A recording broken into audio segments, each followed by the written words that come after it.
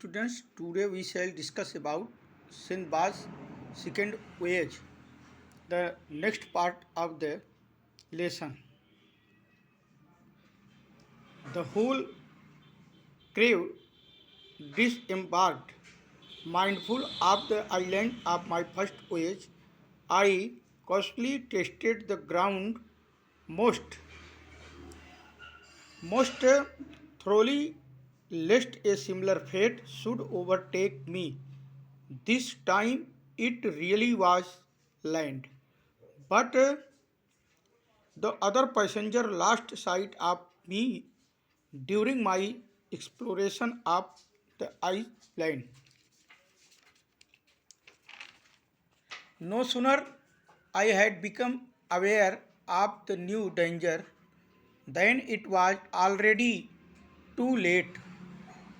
My captain had raised anchor believing that I was in my cabin, and so I found myself once again at the mercy of the sea devil who had imprisoned me on a lonely island of his infinite kingdom. I bitterly regret regretted having left Baghdad, having gone to sea again, and having thrown myself open to new misfortunes. From the top of a high tree, I looked to the left and right. On studying the landscape closely, I noticed a large white object in the distance. I climbed down from the top of the tree and made my way toward the shining object. And behold, it was white dome of considerable size towering up into the sky.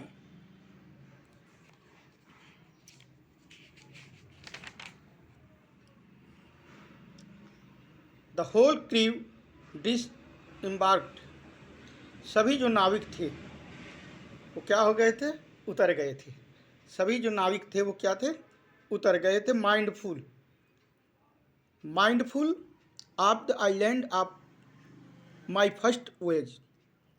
पहले की यात्रा को ध्यान में रखते हुए, mindful स्मरण करते हुए जो सभी नाविक थे वह उतर गए. I cautiously tested the ground most thoroughly lest a similar fate should overtake me. मैंने ध्यानपूर्वक उस जमीन का निरीक्षण किया जो कि सीधे मुझे क्या कर रहा था?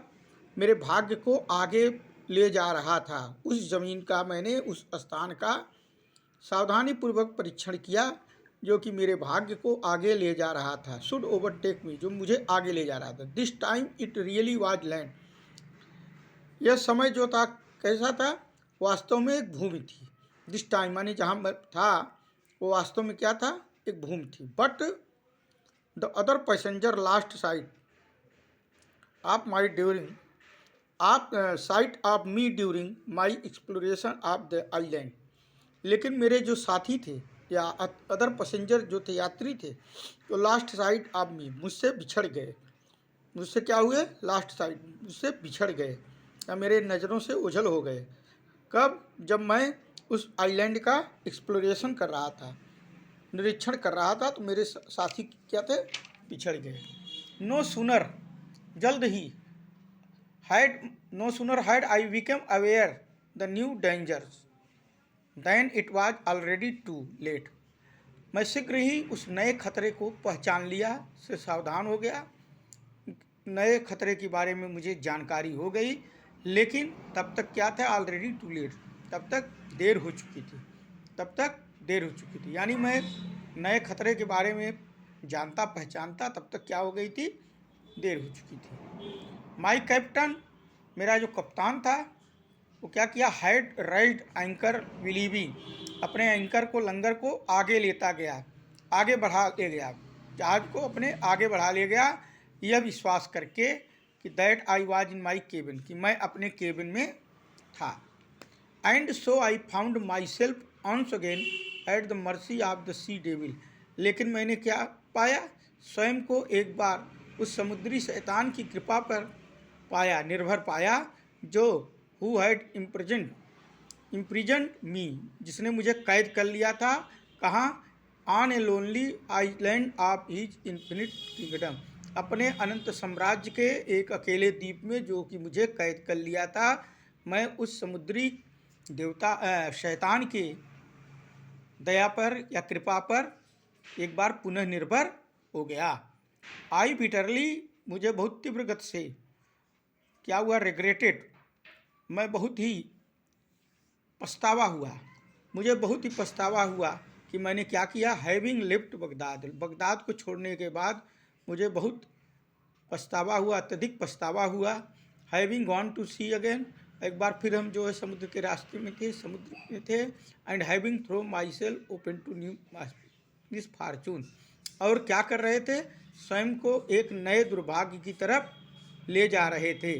यानी बगदाद को छोड़कर हम जो है एक बार पुनः संकट में या नए दुर्भाग्य की तरफ जा रहे थे। From the top of a high tree, from the top of a high tree I looked to the left and right, मैंने एक ऊंचे पेड़ पर चढ़कर मैंने क्या देखा, मैंने लेफ्ट और राइट दोनों तरफ देखा, मैंने लेफ्ट और राइट दोनों तरफ देखा। ऑन स्टडिंग द लैंडस्केप, और उस जमीन का निरीक्षण करने के बाद, अध्ययन करने के बाद, क्लोजली, बारीकी पूर्वक, यानी एकदम क्लोजली, नज़दीक से अध्ययन करने के बाद मैंने नोटिस किया कि एक large white object in the distance, एक दिशा में जो है एक लार्ज वाइट ऑब्जेक्ट हमको दिखाई दे रही है।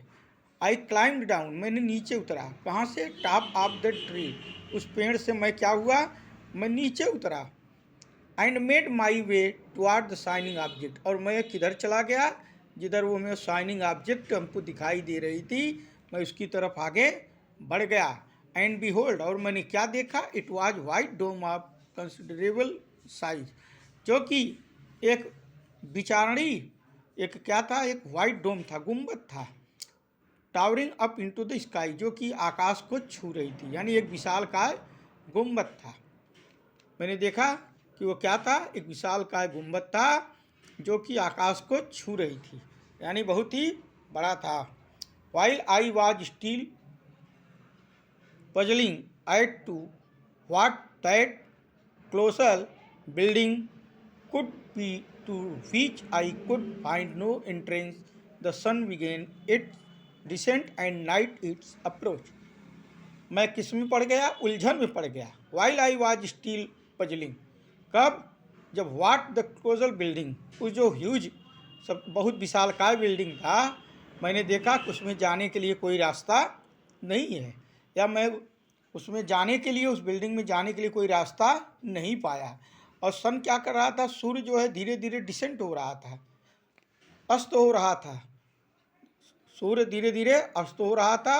और नाइट इज अप्रोच, और रात्रि का आगमन हो रहा था, सूर्य अस्त हो रहा था और रात्रि का आगमन हो रहा था। सडनली, एकाएक, the last rays of sunlight were obscured, लेकिन एकाएक जो है सूर्य की अंतिम किरण भी, सूर्य की प्रकाश की अंतिम किरण भी, were obscured from my side, मेरे दृष्टि से ओझल हो गई, छिप गई। At first I thought it was a cloud, पहली बार मैंने सोचा कि एक बादल था।